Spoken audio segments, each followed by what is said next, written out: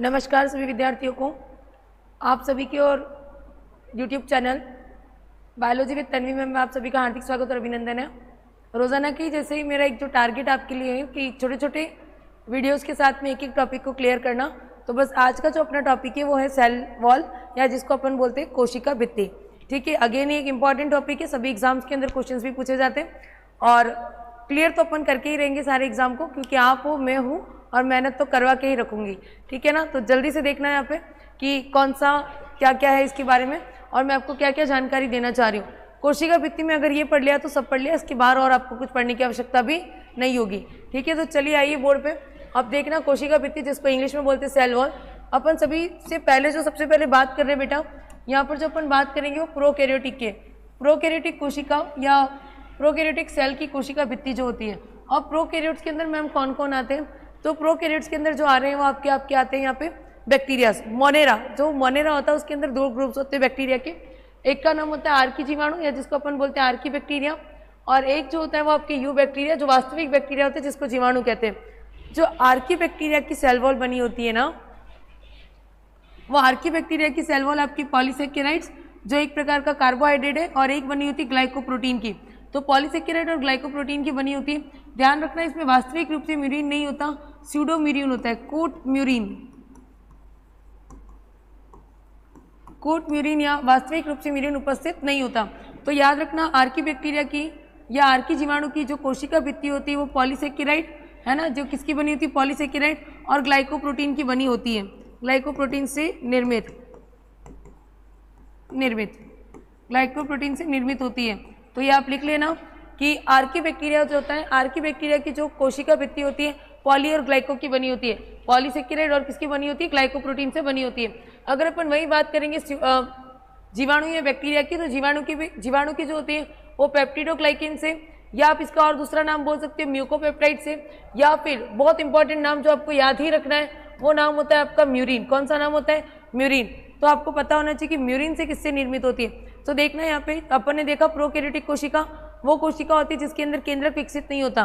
फिर prokaryotic cell वो sales होती है जिसके अंदर आपका पूरा का पूरा न्यूक्लियस डेवलप्ड नहीं होता है, पहली चीज़। दूसरी चीज़ अपन को ये ध्यान रखना है कि जो जीवाणु होती है वो जीवाणु आपके मोनेरा जगत के अंदर आते हैं। कौन से जगत के अंदर आते हैं बेटा, मोनेरा। और मोनेरा जगत को कितने भागों में विभाजित किया गया है, दो भागों में डिवाइड किया गया है। एक होता है आर्की बैक्टीरिया और दूसरा कौन सा होता है, यू बैक्टीरिया। आर्की बैक्टीरिया जो होता है उसके अंदर आप देखना दो उसकी सेल वॉल के अंदर प्रेजेंट होते हैं, एक का नाम पॉलीसेकेराइड और दूसरे का नाम आपका ग्लाइकोप्रोटीन। इधर की बात करूं तो आप देखना पेप्टिडोग्लाइकेन, नहीं भी याद, पेप्टिडोग्लाइकेन तो वैसे याद रखना ही है, और इसके साथ जो मोस्ट याद रखना है वो याद रखना है म्यूरिन। तो ध्यान रखना किसकी सेल वॉल के अंदर म्यूरिन प्रेजेंट होता है, तो किसकी सेल वॉल के अंदर म्यूरिन प्रेजेंट होता है, तो यू बैक्टीरिया की सेल वॉल के अंदर म्यूरिन प्रेजेंट होता है। नेक्स्ट अपन बात करते हैं यूकैरियोटिक सेल की। अब देखना आर एच व्हिटेकर, जैसा कि आप सब जानते ही होंगे, आर एच व्हिटेकर ने 5 जगत क्लासिफिकेशन किया है, 5 किंगडम क्लासिफिकेशन दिया है। पहला आपका मोनेरा, फिर आपका मोनेरा हो गया, प्रोटिस्टा, फंगाई, प्लांटाई और एनिमिलियाई। प्रोटिस्टा, फंगाई, प्लांटाई और एनिमिलियाई ये चारों की चारों तो है यूकैरियोट, और एक जो होता है वो आपका प्रोकैरियोट, और प्रोकैरियोट के अंदर आते हैं आपके मोनेरा। तो 5 किंगडम क्लासिफिकेशन के अकॉर्डिंग 5 किंगडम क्लासिफिकेशन किसने दिया है, सबसे पहली चीज तो 5 किंगडम क्लासिफिकेशन सबसे आर एच व्हिटेकर ने दिया है। उसने जो 5 किंगडम बताया वो कौन से, एक तो मैम मोनेरा होता है, और मोनेरा जो होता है वो प्रोकैरियोटिक, और मोनेरा प्रोकैरियोटिक होता है, और प्रोकैरियोटिक में आते कौन है, बैक्टीरिया। बाकी चारों की चारों जो है आपकी यूकैरियोटिक। कौन कौन यूकैरियोटिक, तो प्रोटिस्टा, फंगाई, प्लांटाई और एनिमिलियाई। तो फंगाई की बात करते हैं तो कवक की अगर अपन बात करें तो कवक का जो बना हुआ होता है वो किसकी बनी होती है, काइटिन की। ध्यान रखना कवक की जो बनी हुई होती है वो किसकी बनी हुई होती है, काइटिन। तो कवक की कोशिका भित्ति जो बनी हुई होती है, कवक की कोशिका भित्ति जो बनी होती है वो काइटिन की, काइटिन से निर्मित। तो कवक की कोशिका भित्ति जो होती है वो किसकी बनी हुई होती है, काइटिन से बनी हुई होती है। अब ध्यान रखना काइटिन जो होता है वो आपके जितने भी इंसेक्ट होते हैं, जितने भी कीट होते हैं, जो भी आर्थ्रोपोडा जगत के अंदर आते हैं, उनका जो बाह्य कंकाल है वो भी किसका बना होता है, काइटिन का बना होता है।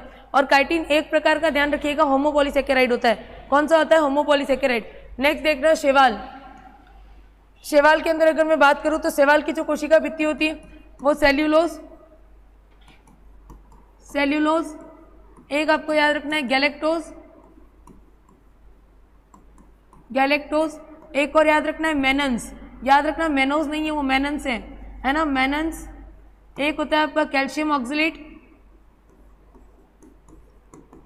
कैल्शियम ऑक्सलेट, कैल्शियम ऑक्सलेट, और एक होता है आपका सिलिका,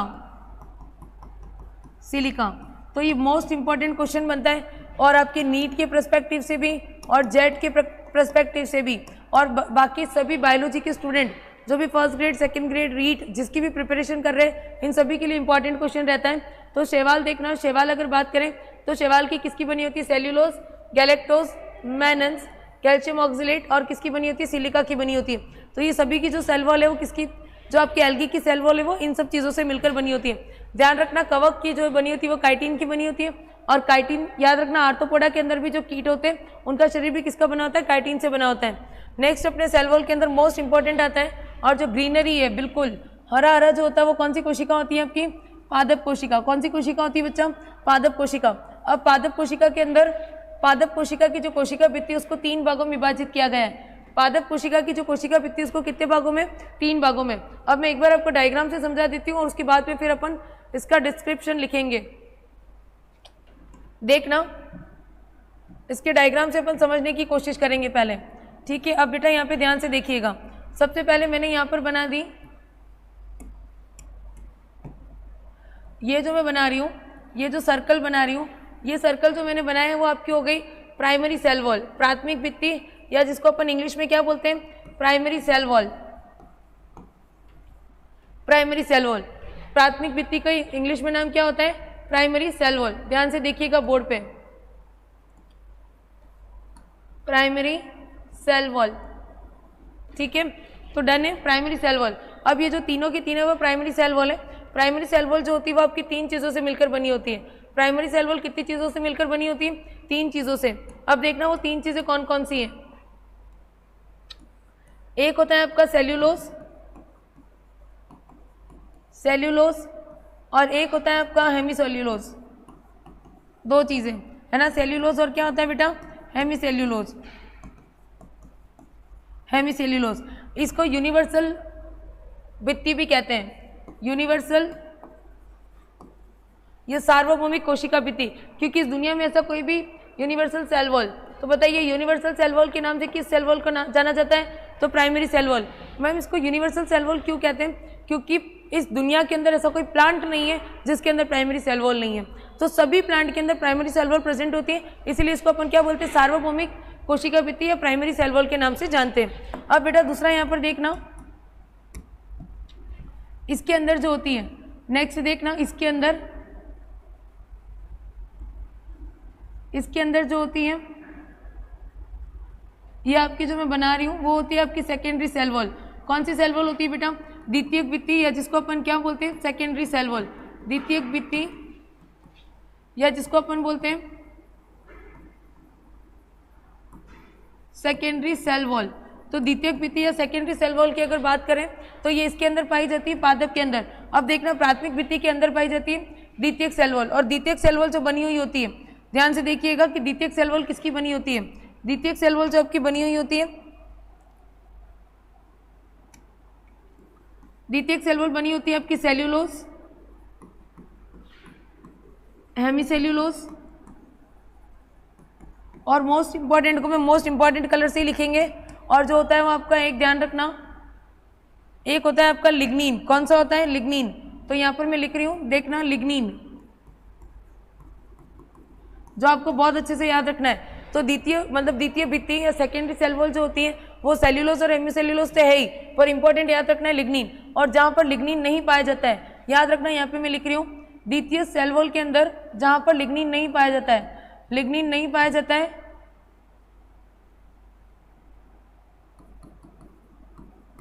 लिग्निन नहीं पाया जाता है, नहीं पाया जाता है, उस क्षेत्र को अपन बोलते हैं पिट्स। क्या बोलते हैं, पिट्स। तो जहाँ पर लिग्निन नहीं पाया जाता उस क्षेत्र को अपन क्या बोलते हैं, पिट्स। और एक और चीज़, जो भी आपकी मेरिस्टेमेटिक उत्तक होते हैं, जो मेरिस्टेमेटिक टिश्यू या विभजतक उत्तक होते हैं, उनके अंदर सेकेंडरी सेल वॉल नहीं होती है, क्योंकि सेकेंडरी सेल वॉल जो होती है ना वो कंप्लीट डेवलप्ड होने के बाद में बनती है। जो प्लांट नया नया होता है, सुनना मेरी बात को आराम से, सेकेंडरी सेल वॉल तब बनती है बेटा जब प्लांट के अंदर पूरी ग्रोथ हो चुकी हो और प्लांट पुराना हो चुका हो।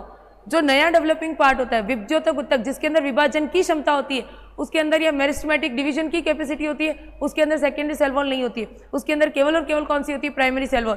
तो एक लाइन आप अपने नोट्स के साथ ऐड करिएगा यहाँ पे कि द्वितीय कोशिका भित्ति मेरिस्टेमेटिक या विभज्योतक उत्तक के अंदर नहीं होती है, यह विभज्योतक उत्तक के अंदर नहीं होती है, ये उन्हीं भागों के अंदर उपस्थित होती है जो भाग आपके पुराने हो जाते हैं। ठीक है, चलिए और अब देखना इनको जोड़ने के लिए यहाँ मध्य में जो उपस्थित होती है, इनको जोड़ने के लिए यहाँ पर जो मध्य में उपस्थित होती है,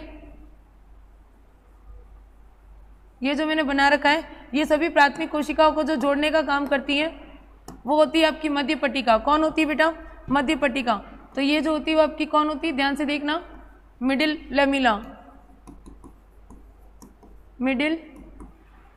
लेमिला या जिसको अपन हिंदी में बोलते हैं मध्य पट्टिका।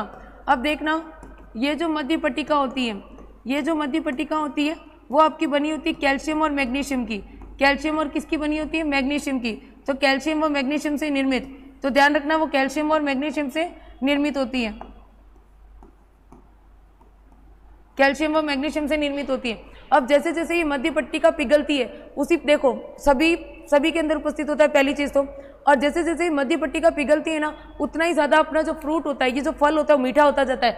और मैडम इसको पिघालने का काम या इसको डिजोल्व करने का काम कौन करता है, तो बेटा इसको डिजोल्व करने का जो काम करता है उस एंजाइम का नाम है पॉलीगैलेक्टोन्यूरेज एंजाइम। तो ध्यान रखना पॉलीगैलेक्टोन्यूरेज एंजाइम जो होता है वो मिडिल लेमिला को डिजोल्व करने का काम करता है, गलाने का काम करता है, ताकि जल्दी से फ्रूट जो होता है वो ज़्यादा से ज़्यादा क्या हो पाए, मीठा हो पाए। ठीक है ना। तो आज की जो मेरी जानकारी थी आपको यहाँ पर देने के लिए, वो कोशिका भित्ति को लेकर थी, है ना। प्रोकैरियोटिक में कोशिका भित्ति देखा, यूकैरियोटिक के अंदर कोशिका भित्ति देखी, और मोस्ट इंपॉर्टेंट अपन ने देखा है पादप की कोशिका भित्ति। वापिस से ध्यान रखना, प्राथमिक कोशिका भित्ति सभी के अंदर उपस्थित होती है, ऐसा कोई पादप नहीं है जिसके अंदर प्राथमिक नहीं होती है।